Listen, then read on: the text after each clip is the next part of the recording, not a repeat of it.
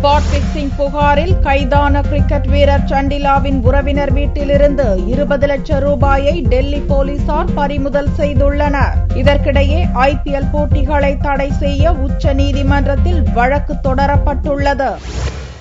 IPL போட்டிகளின் போது spot பிக்சிங்கில் ஈடுபட்டதாக ராஜஸ்தான் ராயல்ஸ் அணி வீரர்கள் ஸ்ரீசாந்த், அஜித் சண்டிலா, அங்கித் சவான் ஆகியோர் கைது செய்யப்பட்டனர். போலீஸ் காவலில் இருக்கும் 3 வீரர்களிடமும் 4வது நாளாக திங்களன்று போலீஸ் அதிகாரிகள் விசாரணை மேற்கொண்டனர். அஜித் சண்டிலாவிடம் நடத்தப்பட்ட விசாரணையின் அடிப்படையில் ஹரியானா மாநிலம் பரிதாபாத்தில் உள்ள அவரது உறவினர் வீட்டில் கிரிக்கெட் பேக்கில் 20 லட்சம் ரூபாயை டெல்லி போலீசார் திங்களன்று பறிமுதல் செய்தனர். இதனிடையே 3 வீரர்கள் மீதான குற்றச்சாட்டுகள் குறித்து விசாரிப்பதற்காக கிரிக்கெட் வாரியத்தால் நியமிக்கப்பட்டுள்ள ரவி சவானி டெல்லி போலீஸ் கமிஷனர் நீரஜ் குமாரை சந்தித்து பேசினார். அப்போது ஸ்பாட் பிக்சிங் தொடர்பாக டெல்லி போலீசார் சேகரித்துள்ள தகவல்களை தங்களது விசாரணைக்கு தந்து உதவும்படி ரவி சவானி கேட்டுக் கொண்டார்.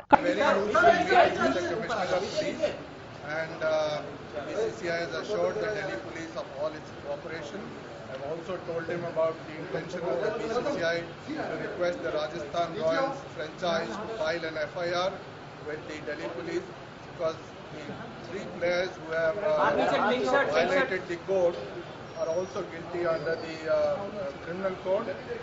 கடந்த 16ஆம் தேதி 3 வீரர்கள் கைதானதிலிருந்து ஸ்பாட் பிக்சிங் பற்றிய தகவல்கள் பரபரப்பை கூட்டியுள்ளதால் IPL லீக் போட்டிகள் ஆரவாரமின்றி முடிந்துள்ளது. மே 21, 22, 24 ஆகிய தேதிகளில் நடக்கும் பிளே ஆஃப் சுற்று போட்டிகளில் விளையாட சென்னை, மும்பை, ராஜஸ்தான், ஹைதராபாத் அணிகள் தயாராகி வரும் நிலையில் நடப்பு IPL தொடரின் பிளே ஆஃப் சுற்றுகள் இறுதிப் போட்டிகளை நடத்த தடை விதிக்க கோரி உச்சநீதிமன்றத்தில் வக்கீல் ஒருவர் வழக்கு தொடுத்துள்ளார். ஸ்பாட் பிக்சிங் தொடர்பாக சிறப்பு புலனாய்வு குழு விசாரணைக்கும் உத்தரவிட வேண்டும் எனவும் வழக்கில் வலியுறுத்தப்பட்டுள்ளது.